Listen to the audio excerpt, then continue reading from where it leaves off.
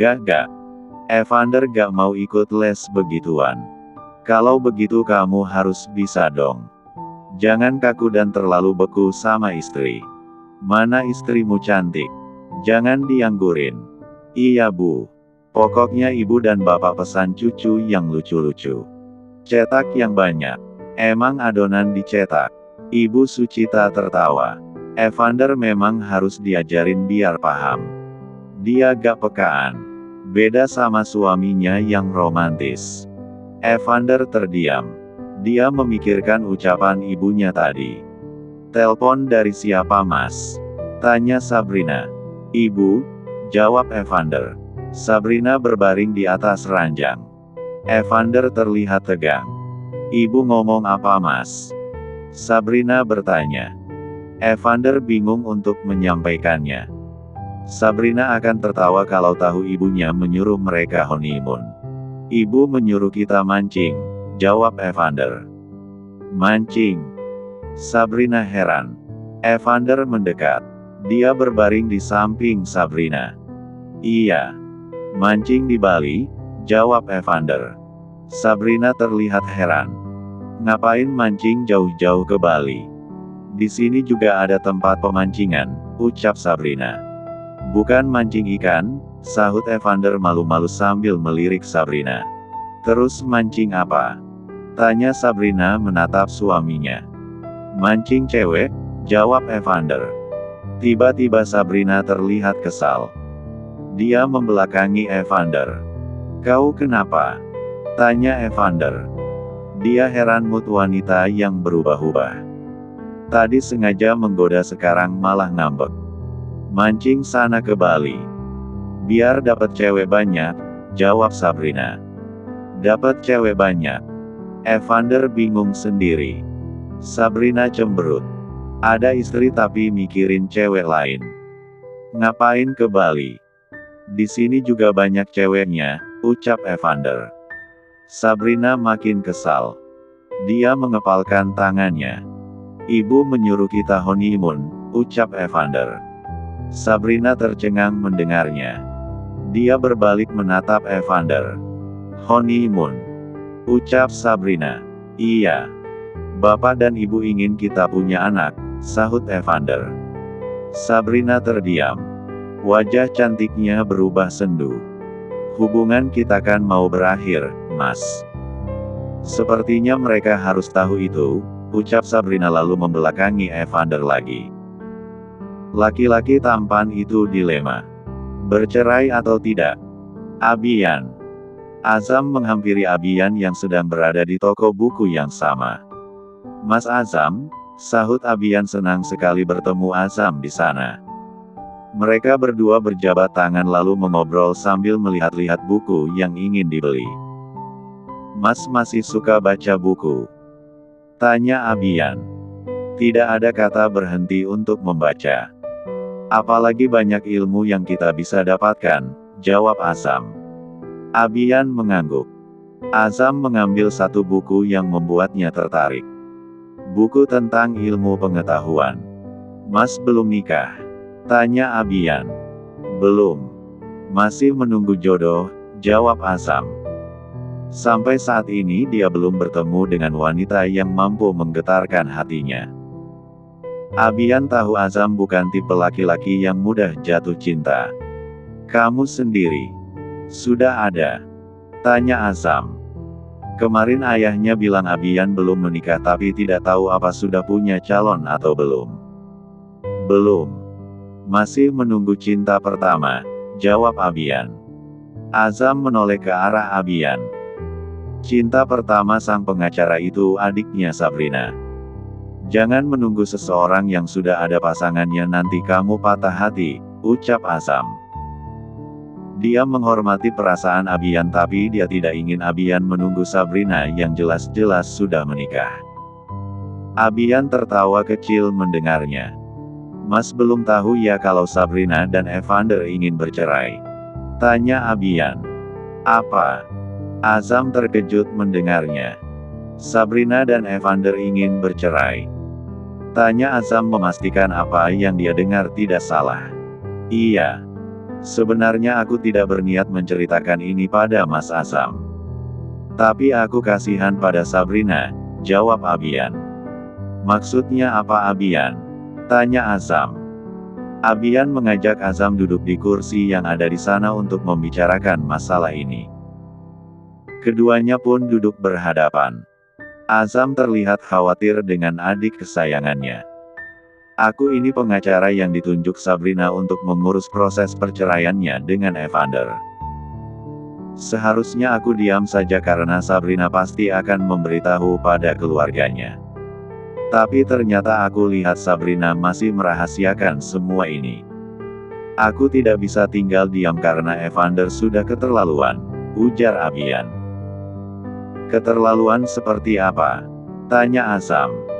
Selama ini Evander mabuk-mabukan, Mas. Hampir setiap malam dia pergi ke tempat hiburan malam. Bahkan meninggalkan Sabrina di rumah sendiri dan pulang pagi, jawab Abian. Tangan Azam mengepal. Ekspresi di wajahnya berubah dingin dan kesal. Apa yang kamu katakan ini benar, Abian? Tanya Azam. Benar Mas. Aku melihat sendiri Evander mabuk-mabukan. Aku punya buktinya, jawab Abian. Azam terdiam. Dia tidak menyangka Evander seperti itu. Evander terlihat seperti imam yang baik untuk adiknya. Keluarganya juga paham agama. Rasanya tak mungkin dia seperti itu. Ini bukti yang aku punya. Tadinya mau aku gunakan untuk meyakinkan Sabrina. Karena Sabrina sendiri belum memberitahu apa alasan perceraiannya, ucap Abian sambil meletakkan amplop coklat di atas meja. Azam menatap amplop coklat itu. Hatinya begitu sakit. Sabrina adik yang begitu disayanginya. Tak ada yang boleh menyakiti Sabrina.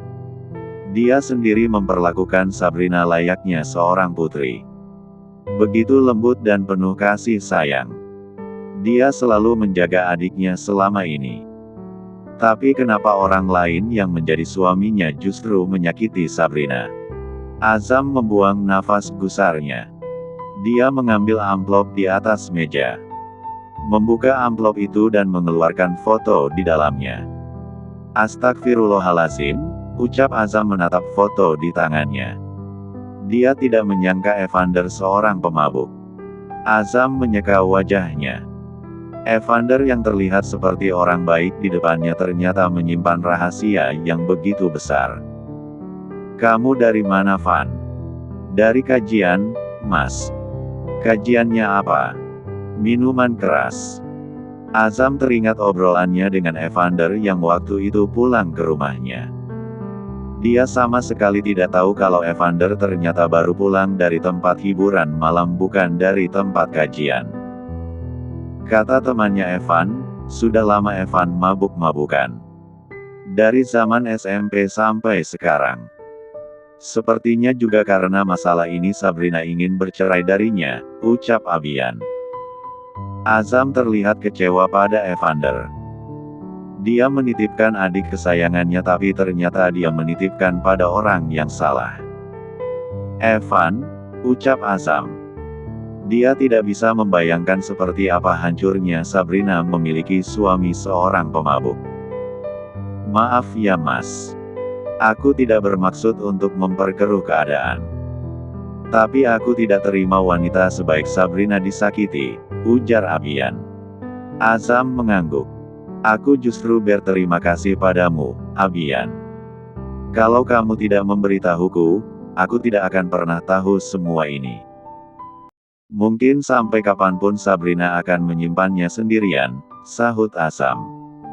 Kalaupun Sabrina bercerai dengan Evander pasti Sabrina berusaha menutupi kesalahan suaminya. Dia tidak mungkin menjelek-jelekan Evander di depan keluarganya ataupun keluarga Evander sendiri.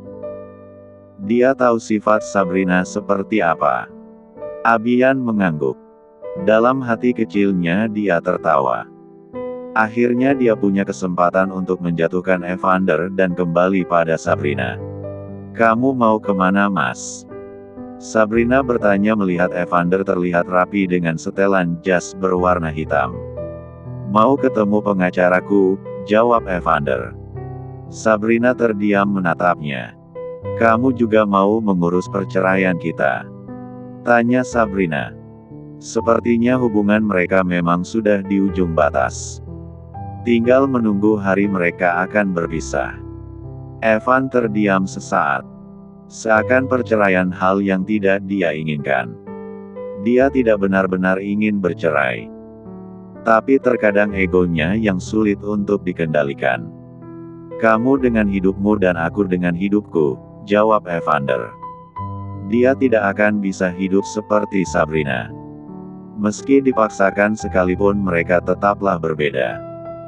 Sabrina bagaikan langit yang terang tak pantas bersanding dengan kegelapan sepertinya. Berarti kamu tidak keberatan suatu hari nanti aku menikah dengan yang lain? Tanya Sabrina. Kamu akan menikah lagi? Jawab Evander. Sakit rasanya mendengar Sabrina akan menikah dengan orang lain. Tapi dia tidak bisa menjadi imam yang baik untuknya. Iya. Aku kan masih muda. Aku ingin menyempurnakan ibadahku, Mas.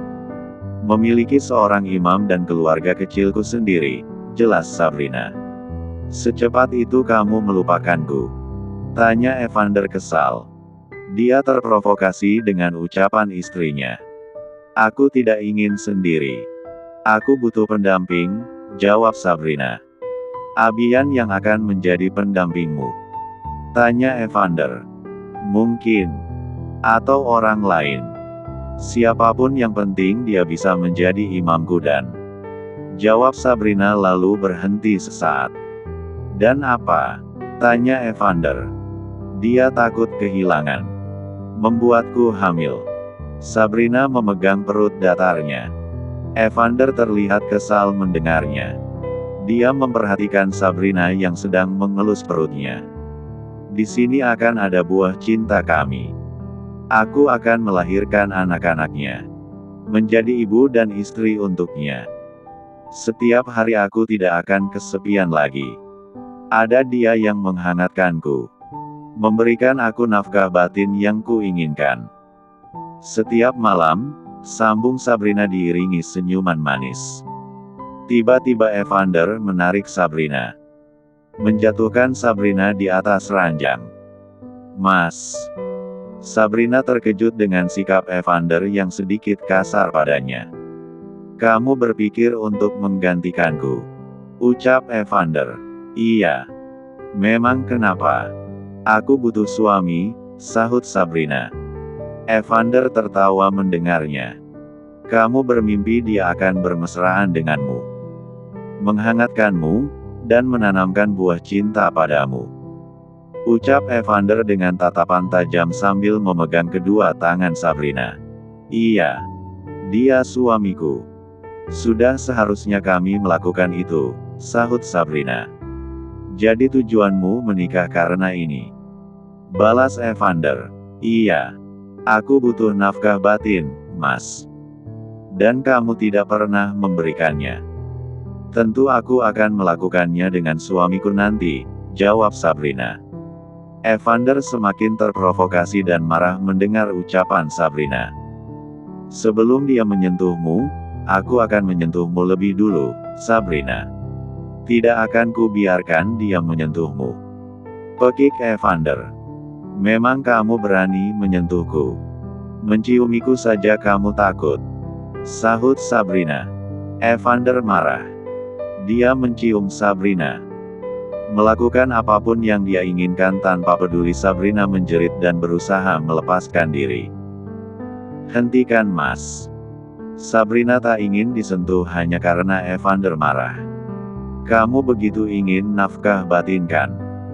Sekarang juga aku akan memberikan kamu nafkah batin, sahut Evander. Mas. Sabrina berteriak. Evander menghentikan perbuatannya. Dia terdiam menatap Sabrina yang menangis. Maafkan aku, ucap Evander. Dia memeluk Sabrina. Jangan menangis. Evander memeluk erat istrinya dengan penuh cinta. Sabrina hanya menangis di pelukannya. Beberapa saat kemudian, Evander duduk di bawah. Dia terlihat menyesal dengan apa yang tadi dilakukan pada istrinya. Tas aja gimana? Mau? Tanya Evander. Gak butuh tas, jawab Sabrina. Perhiasan? Tanya Evander. Gak butuh perhiasan, jawab Sabrina. Dia masih marah pada suaminya. Evander bingung.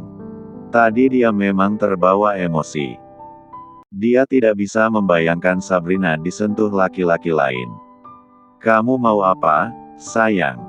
Tanya Evander. Aku mau jalan-jalan, jawab Sabrina. Dia butuh refreshing.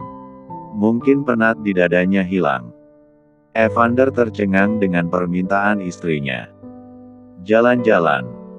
Ini namanya mendengarkan siraman kalbu, keluh Evander menatap penceramah di depannya. Dia tak menyangka diajak ke tempat kajian. Kata istrinya jalan-jalan. Dari tadi kepalaku pusing mendengarnya, ucap Evander. Berarti banyak setan di tubuhmu anak muda, sahut seorang kakek di dekatnya. Evander tercengang mendengarnya. Seharusnya mendengarkan siraman kalbu hati tenang dan damai. Kamu malah kepanasan. Itu tandanya sudah banyak setan yang ngekos di hatimu, tambahnya. Kakek tahu aja. Setan kalau ngekos gak bayar. Makanya betah, sahut Evander. Kakek tua itu tertawa kecil mendengarnya. Memang kenapa kau tidak suka mendengarkan siraman kalbu seperti ini? Kau tidak berasal dari bumi kah? Tanyanya. Kalau aku tidak berasal dari bumi terus dari mana? Jawab Evander. Neraka, celetuknya. Evander langsung diam. Lebih baik mendengarkan siraman kalbu daripada mendengarkan kakek tua bicara. Julid. Sungguh beruntungnya seorang suami memiliki istri yang soleha. Apalagi dia wanita yang lembut hatinya, membuat kita selalu nyaman berada di sisinya dan tersenyum saat kita dalam keadaan sulit, ucap seorang ustadz di sana. Evander terdiam. Dia menoleh ke arah seberang. Ada istrinya di sana. Dia salah satu orang yang beruntung itu. Memiliki bidadari seperti Sabrina. Namun kenapa dia tidak bisa menjadi imam untuknya? Kenapa begitu sulit baginya meninggalkan dunia yang selama ini dia sukai? Jalan-jalan lagi ya mas. Ajak Sabrina sambil menggandeng suaminya berjalan menuju mobil mereka di parkiran. Ke tempat kajian lagi. Aku gak mau ketemu kakek-kakek julid, sahut Evander. Sabrina tertawa kecil mendengarnya. Bagaimana kalau kita pergi ke dunia kado? Tanya Sabrina. Untuk apa? Jawab Evander.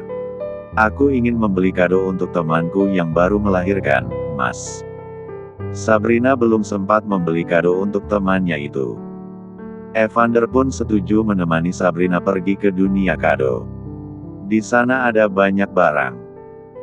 Baik baju, tas, sepatu, topi, dan barang-barang lain untuk bayi hingga anak-anak. Sabrina terlihat senang sekali pergi ke sana ditemani suaminya. Mas, bonekanya lucu ya. Sabrina menunjukkan sebuah boneka strawberry. Kamu mau? Tanya Evander. Mau tapi. Sabrina memperhatikan kembali boneka itu. Taruh di kamarmu. Nanti kalau rindu aku ada boneka ini, ucap Evander. Kayaknya aku gak akan rindu kamu mas. Banyak yang siap menggantikanmu, sahut Sabrina. Tapi tidak ada yang lebih baik dariku, balas Evander. Sabrina mengabaikannya. Dia kembali berjalan. Lucu ya. Sabrina memperhatikan baju bayi di depannya. Evander terdiam memperhatikan istrinya. Kalau kita punya bayi pasti lucu pakai baju ini mas. Sabrina memegang baju bayi itu. Namun tiba-tiba dia terdiam. Aku lupa kita kan tidak akan bersama lagi. Mana mungkin kita punya bayi, ucap Sabrina. Dia meletakkan kembali baju bayi itu ke tempatnya. Dia terlihat sedih. Berjalan kembali ke depan. Sedangkan Evander masih berada di tempat yang sama. Dia mengambil baju bayi yang tadi Sabrina ambil.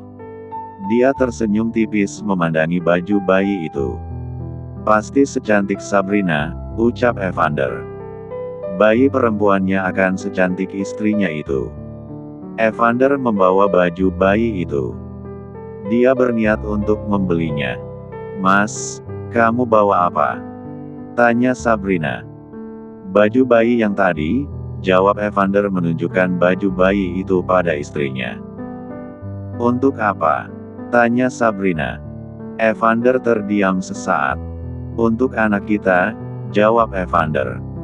Sabrina terdiam mendengarnya. Kedua netranya berkaca-kaca. Evander masuk ke dalam restoran. Irwan langsung menyambutnya. Dia sudah datang lebih dulu. Evander terlihat dingin dan murung. Irwan mengkhawatirkan laki-laki tampan itu. Mungkin proses perceraian antara dirinya dan Sabrina membuat dia tertekan. Bos, Anda yakin ingin bercerai? Tanya Irwan. Evander hanya diam saja. Dia tidak bisa menjawabnya. Semua belum berakhir. Aku berharap Anda tetap bersama Nona Sabrina. Karena tidak ada wanita yang lebih baik untuk Anda selain Nona Sabrina, ucap Irwan sambil berjalan mengikuti bosnya. Evander terus berjalan. Tak menanggapi ucapan Irwan. Dia masuk ke ruang VIP restoran tersebut. Seorang wanita duduk di sana. Itu pengacara Cindy, bos. Dia yang akan jadi pengacara Anda, ucap Irwan. Evander menghentikan langkah kakinya. Dia menatap wanita di sana. Bukannya aku menyuruhmu mencari pengacara laki-laki? Tanya Evander. Tapi pengacara Cindy ini sudah berpengalaman menangani kasus perceraian, bos, jawab Irwan. Aku ingin pengacara lain. Jangan perempuan, ucap Evander. Dia tidak ingin terlibat dengan wanita manapun untuk urusan pribadinya. Bos, sebaiknya Anda coba dulu. Kalau nanti tidak cocok aku akan mencarikan pengacara lain, sahut Irwan. Evander kembali melangkahkan kakinya. Dia menghampiri Cindy di sana. Tuan Evan. Sapa Cindy sambil mengulurkan tangannya. Evander mengabaikan uluran tangannya. Dia langsung duduk di kursi. Aku Cindy Saputri. Kemarin sekretaris Anda datang ke kantorku. Katanya Anda.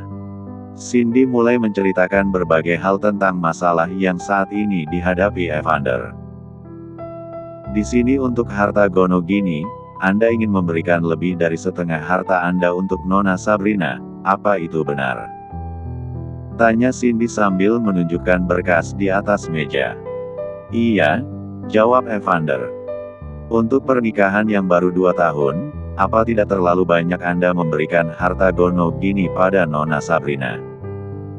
Dia kan tidak ikut berkontribusi dalam kesuksesan Anda. Bisa dibilang dia orang baru dan sekarang akan pergi, ucap Cindy. Terserah, aku ingin memberikan berapa banyak hartaku untuk Sabrina. Dan Sabrina pantas mendapatkannya, sahut Evander.